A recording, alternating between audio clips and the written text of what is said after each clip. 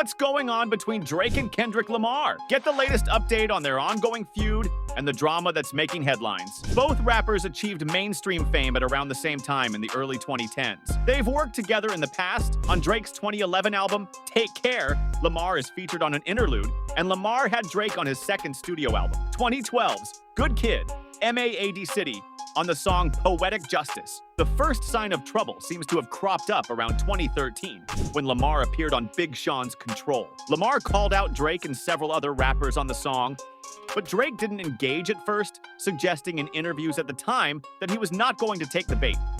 Instead, Drake's beef with Meek Mill in 2015 consumed much of his time. And later in 2018, he got into it with Pusha T, who revealed that Drake was hiding a secret baby in the song The Story of Adidon, which Drake later admitted was true. It wasn't until First Person Shooter came out last year that Drake reopened the conflict with Lamar, intentionally or not, after Cole referred to himself, Drake, and Lamar as the Big Three. Like that. Lamar, who won the Pulitzer Prize in 2018 for his album Damn, took offense to the idea that he and Drake are on the same skill level.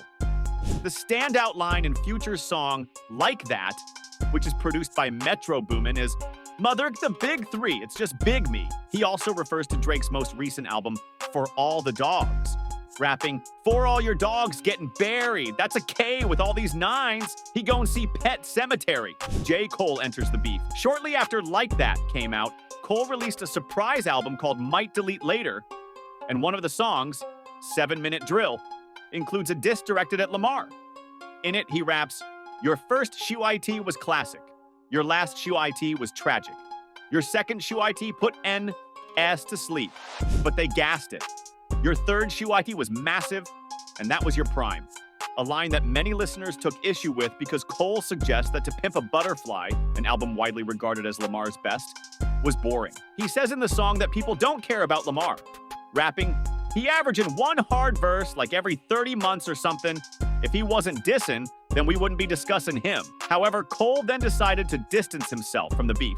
He later said that the song didn't sit right with his spirit and removed it from streaming services on April 12, saying his actions are some of the lamest, goofiest shit he's participated in. Do some push-ups. Rap fans waited with bated breath for Drake's response, and he returned to the beef with not one song, but two, Push-Ups and Tailor-Made Freestyle. Released on April 19, the Toronto rapper attempts to put Lamar in his place, calling him a pipsqueak and rapping, "How the feck you big steppin' with a size 7 men's on." Drake also attempts to make fun of Lamar for doing features on pop songs.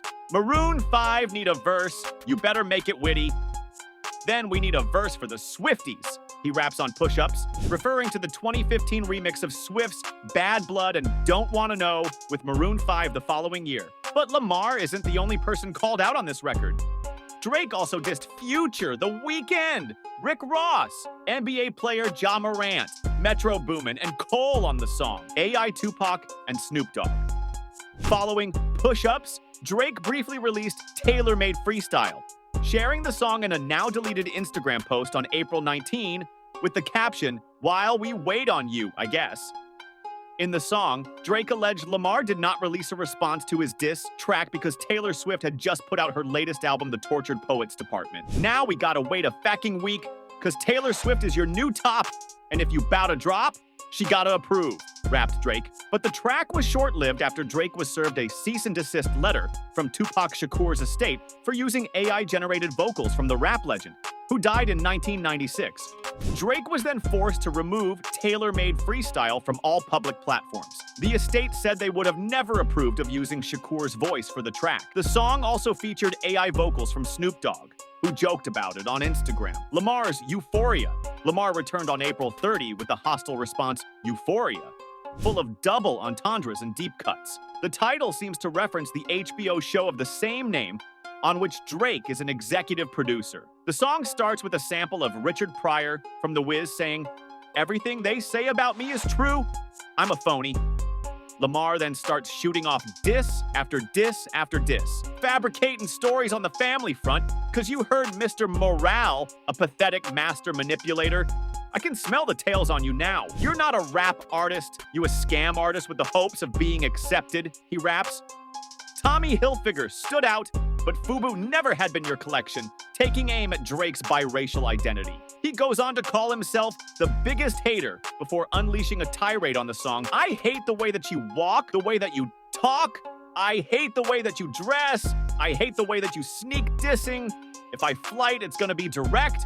We hate the beaches you F-act because they confuse themselves with real women. He ends the song by saying he doesn't like how Drake says the N-word and suggests he no longer say it. 6:16 in LA. Lamar dropped a second song in the same week he released Euphoria, with multiple possible meanings behind the cryptic title. He released 6:16 in LA as an Instagram reel on his page. The cover art for the song features a single black glove, seemingly a nod to the O.J. Simpson trial, which began on June 16, 1995. Tupac's birthday is also on June 16, as is Father's Day this year. It's also the day the television show Euphoria dropped its first episode. There is also a Bible verse, Corinthians 6:16, that could be read as a dig at Drake's alleged taste in women. Do you not know that he who unites himself with a prostitute is one with her in body? For it is said, the two will become one flesh. One of the most surprising aspects about the song was the inclusion of Jack Antonoff's name on the producer credits. The Bleachers frontman is known for working closely with Taylor Swift and hasn't previously been publicly involved in this rap feud.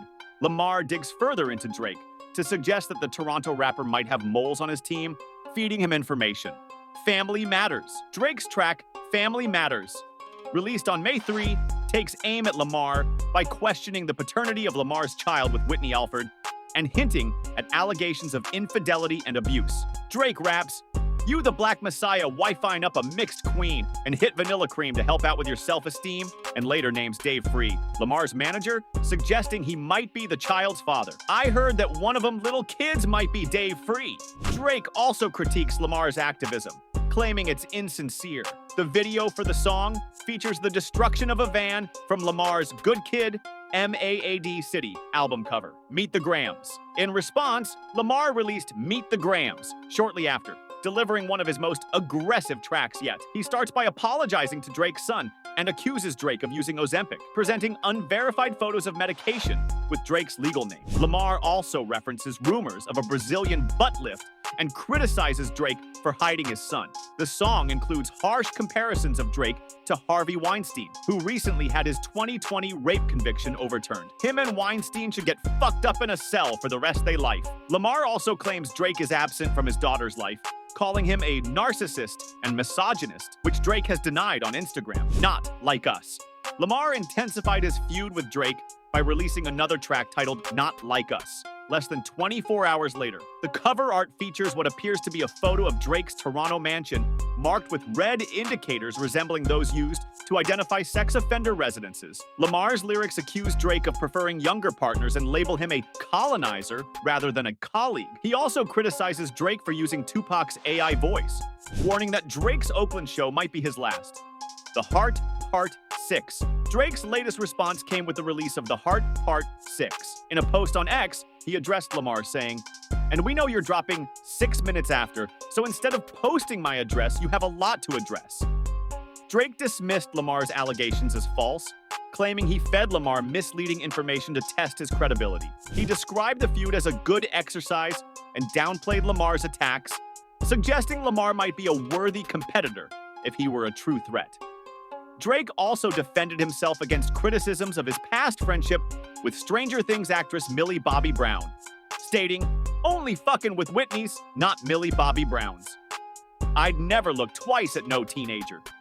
This response continues a pattern of addressing controversies related to his relationship with Brown, first mentioned in his song Another Late Night. The ongoing Drake versus Kendrick Lamar feud shows no signs of cooling off as both artists continue to escalate their attacks, with increasingly serious accusations.